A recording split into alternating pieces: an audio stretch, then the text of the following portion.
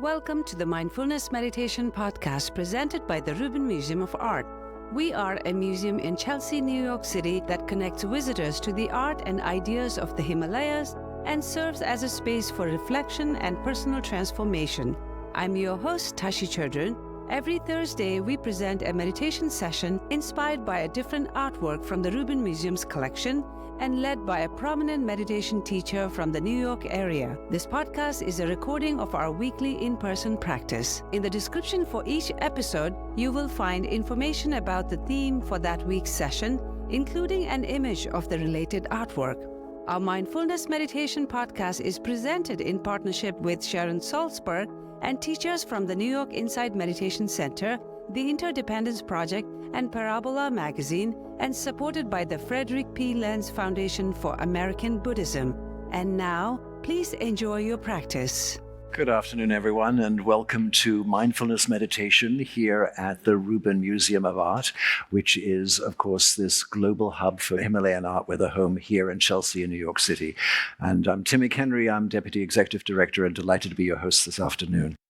So, we take inspiration from our collection for everything that we do, including mindfulness meditation. And first in this session, for 45 minutes, we take a look at the art that we've chosen for you this afternoon. And then we hear from our teacher, Jon Aaron, who will give a teaching for about a little while. And then we embrace the space with a meditation and quiet for 15 or 20 minutes guided by a teacher, Jon. So let's have a look at today's art because it's a keen and fierce one for you today. So this is the six-armed Mahakala, a protected deity. You can see that it was crafted in Mongolia, where Mahakala was indeed held in high esteem because he was the state protector of the Mongolian Empire from the 13th century onwards. And who wouldn't want him on your side? So what's remarkable about this particular image is that you not only have this fierce aspect, but he stands, or teeters, I should say, on top of an elephant-headed god. What does that mean? Well, in this case, this isn't our beloved Ganesh or Ganapati. This represents the accumulation and the holding on of wealth. And you know you can't take it with you. So, wealth and the idea that it's permanent and meaningful in that sense is, of course, an obstruction to understanding how everything connects and enlightenment. It's a form of attachment, and non-attachment is our theme today.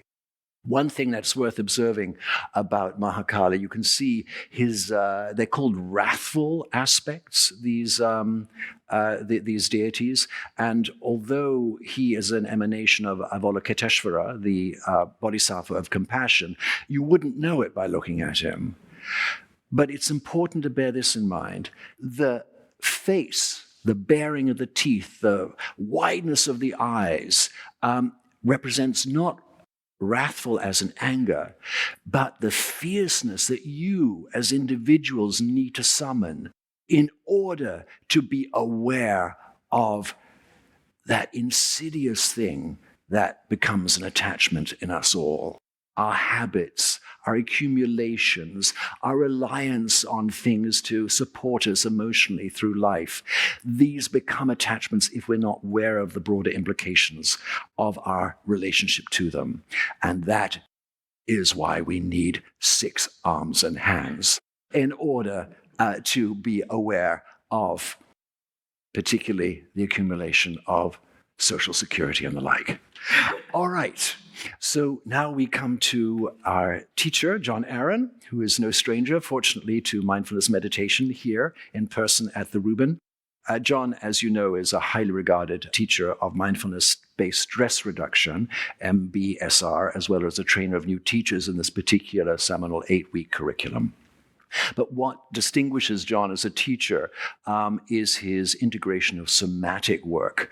In other words, the nature of embodiment, understanding that there's no distinction essentially between our mind and our body, or at least understanding the relationship between how we use our senses and our bodily understanding of truths and vitality and relationships.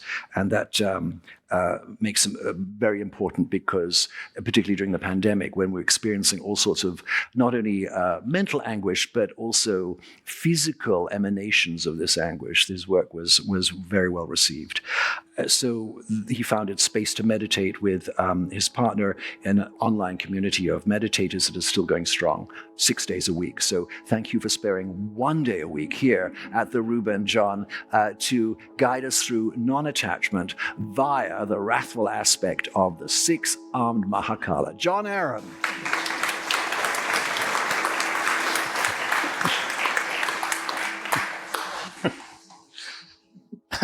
It's six morning. It's actually 7 mornings a week now, but it's only in the morning. So coming here at 12 is fine. I find it interesting that Mahakala, it's about non-attachment, but he has 6 arms. You have to wonder, what did he use those arms for? Nice to be here. Nice to see you all. So what I love about this statue in particular, but also Mahakala in general, I was telling Tim earlier, I was thinking about it on the way down, that he looks kind of like a sumo wrestler. And, if you've ever seen sumo wrestling, they're huge. Although in many ways, the smaller sumo wrestlers they all have agility, but the smaller guys know how to use the weight of the bigger guys, against them, basically. So they can transfer energy, and there's something about the energetic and really kind of dance-like quality of this particular Mahakala that I really loved when I saw it. And to me, it also reminds me of a phrase that either came from Ram Dass or John Kabat-Zinn or Jack Kornfield. I'm not really sure who. I'm not going to take credit for it, but I heard it said that a good instruction is meditate as if your life depended on it. And frankly, our lives may depend on it in one way or another. And I think I even spoke about this the last time I was here, the fact that you are all here, the fact that every morning I sit with 45, 50 people, the fact that I teach new teachers who are teaching new people, and it's this kind of, net of awareness or net of wakefulness that's really spreading. So Mahakala is like a reminder to wake up, a reminder that at any moment, you could be gone, or the person you're with could be gone. A reminder that every out-breath could be your last out-breath. Every step could be your last step. Every word could be your last word. So you want it to be a nice word, hopefully. Though Stephen Levine, who's was one of the great teachers around death and dying, said that the most commonly, I don't know if I'm allowed to say this in the Rubin Museum, but the most commonly used phrase when somebody's dying is, because it's often in an accident, it's, oh shit. But do you want it to be that way? What do you want your last words to really be? I heard one of my teacher's teachers, Bhante Gunaratana, was telling a story about flying from Hawaii to Sri Lanka. And shortly after the plane left Hawaii, one of the engines caught on fire. And it happened to be on the side of the plane that he was on, and he was in a window seat. And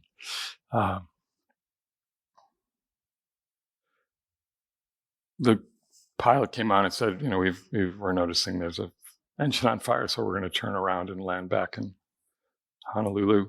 They hadn't been that far out. And, would the flight attendants please prepare for a emergency landing? And so, everybody's getting their rosaries and their Bibles and whatever out, and, the Qurans. And Bhante is just looking out the window at the fire because it was so beautiful. And that was what he wanted his last memory to be, was of something beautiful, what he took in last. And there was something very touching about that story. The plane landed, it was fine. They had the emergency slides came out, and he'd been a monk since he was really, really young, so he'd never been on a slide. So he really had a nice slide out. In any event, so if we're really thinking about it in those terms, if we're realizing that at any moment anything could happen, we want to be fully present for those moments, for every moment.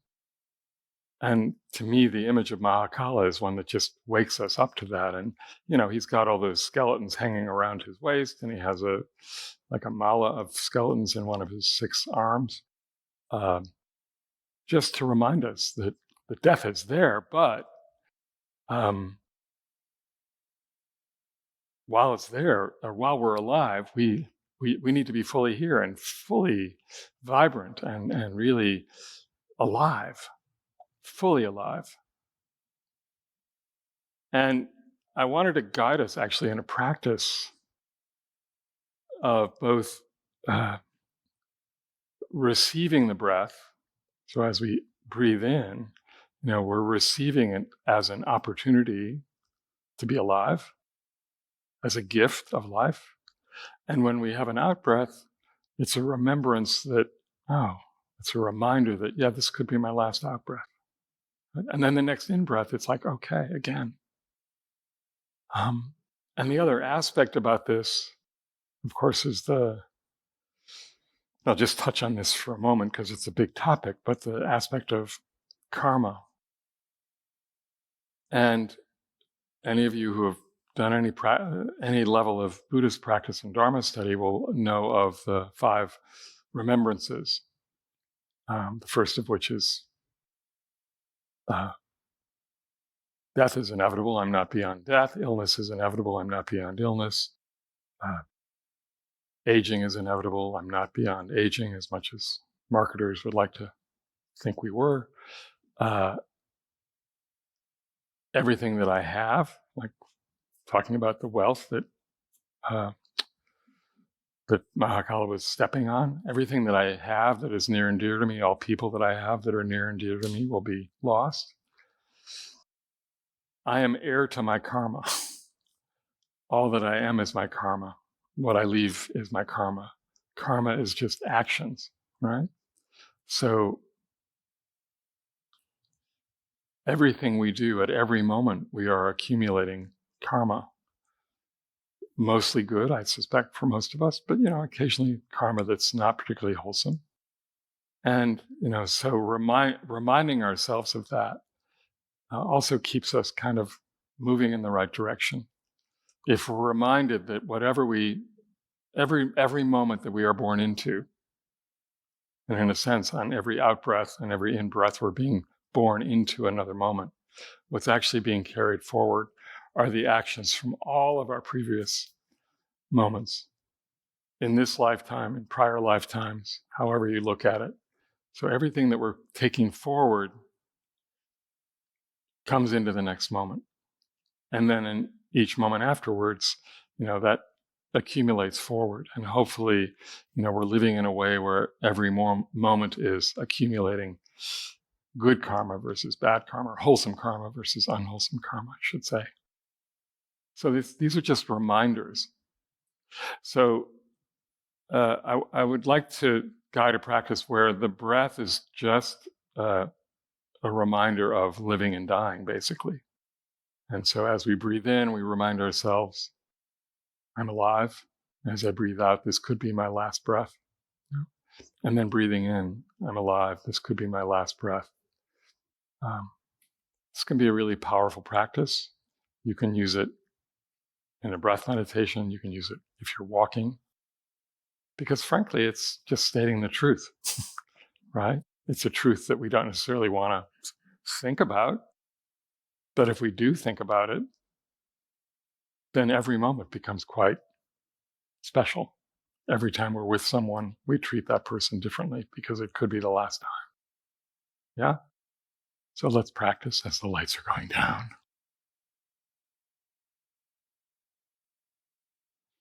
Yeah, so just settling into your seat, maybe having both feet on the floor to feel grounded. And that's the other thing about Mahakala is that you can tell the way his body is built or the way their body is built. It's just like really grounding, and yet uplifting from the head up and the torso up. So we have a feeling the support fully of the floor and the earth below, and yet having an upright posture and a firm back, soft front, softening the face, softening the shoulders, the belly.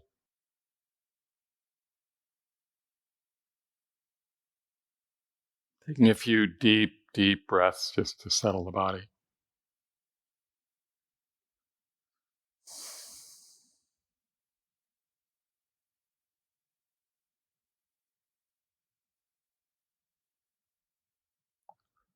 And then just allowing the body to find the breath that it needs right now.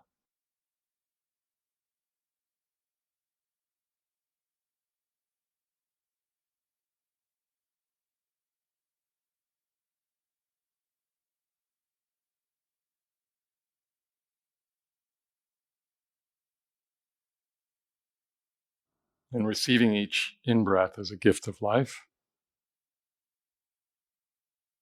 And as you let go into the out-breath, just recognizing, oh, this could be it. The next in-breath, another gift of life. A reminder to be fully present for what's here just now. Each out-breath, just a reminder that this could be it for this body.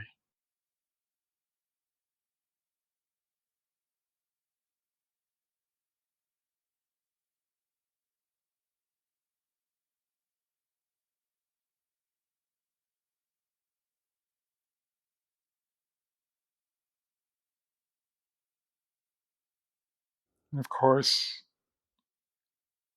the habit of mind will be either to jump forward, reminding you of what you may need to do later or what you meant to do before you got here. It may go into some habitual place of planning or worrying. And you just, the next in-breath, just, oh, wait a minute. What's here now?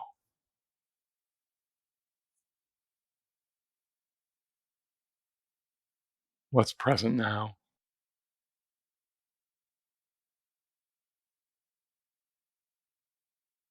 Fully caring for this moment of being alive.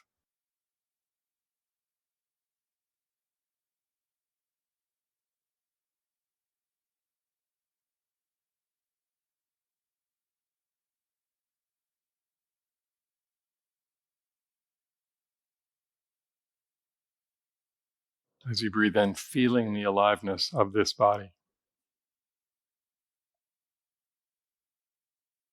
Each breath going to every cell in the body. Caring for this body. Each out breath, getting rid of what the body doesn't need.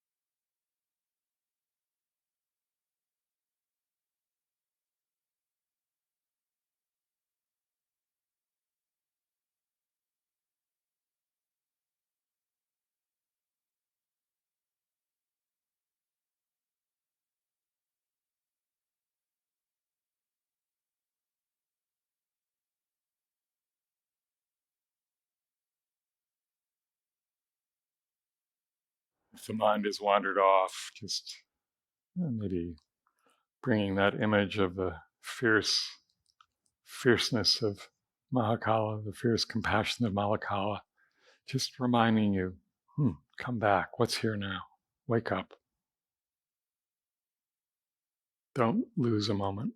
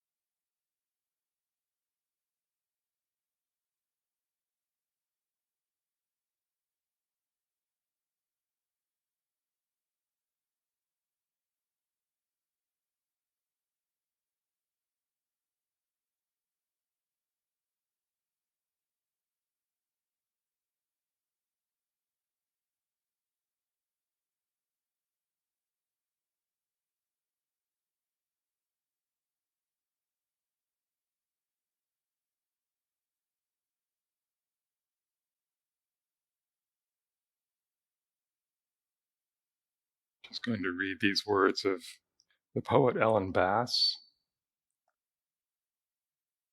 called If You Knew. What if you knew you'd be the last to touch someone? If you were taking tickets, for example, at the theater, tearing them, giving back the ripped stubs, you might take care to touch the palm, brush your fingertips along the lifeline's crease. When a man pulls his wheeled suitcase too slowly through the airport, when the car in front of me doesn't signal, when the clerk at the pharmacy won't say, "Thank you," I don't remember they're going to die. A friend told me she'd been with her aunt.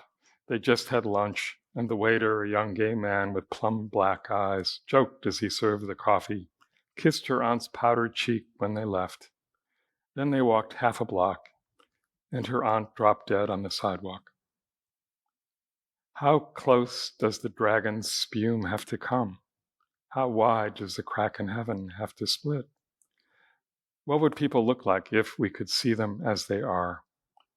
Soaked in honey, stung and swollen, reckless, pinned against time.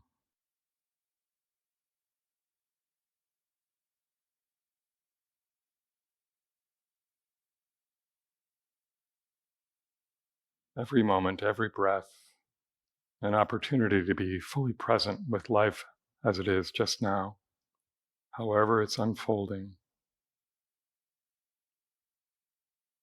Fully present for whoever you're with just now.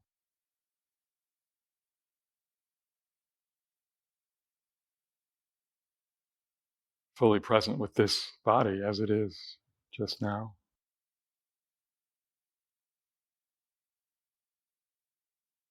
Appreciating its aliveness.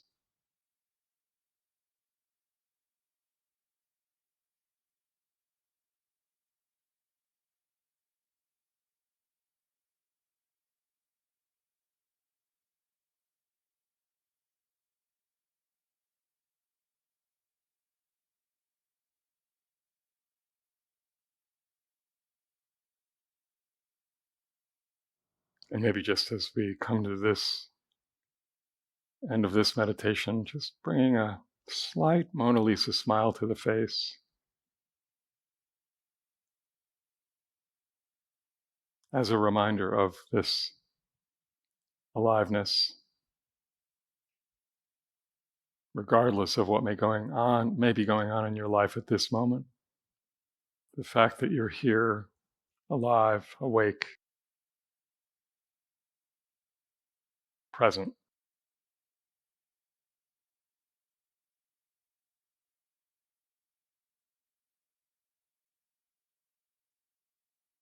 Bring some joy and some gladness to that moment, to this moment.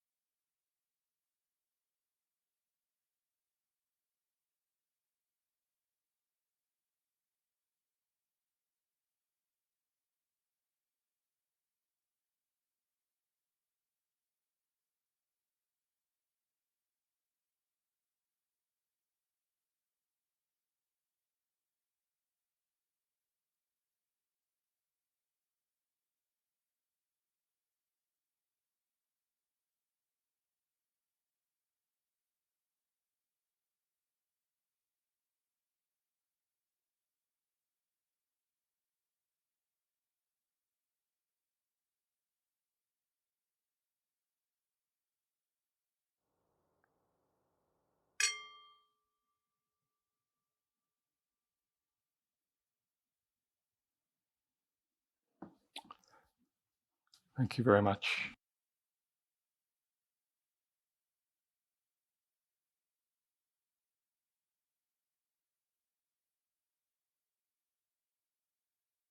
Thank you, Jon, for that exquisite distillation and the importance of how we can acknowledge each other by just breathing in the same room. That's an exquisite moment, and you do so much body work. The breath is the beginning of that body work. Thank you, Jon Aaron, so much.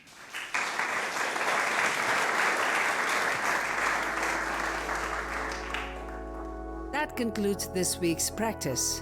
To support the Rubin and this meditation series, we invite you to become a member at rubinmuseum.org/membership. If you are looking for more inspiring content, please check out our other podcast, Awaken, which uses art to explore the dynamic paths to enlightenment and what it means to wake up. Season 2, hosted by Ravina Arora, is out now and explores the transformative power of emotions using a mandala as a guide. Available wherever you listen to podcasts. And to stay up to date with the Rubin Museum's virtual and in-person offerings, sign up for our monthly newsletter at rubinmuseum.org/enews. I am Tashi Chodron. Thank you so much for listening. Have a mindful day.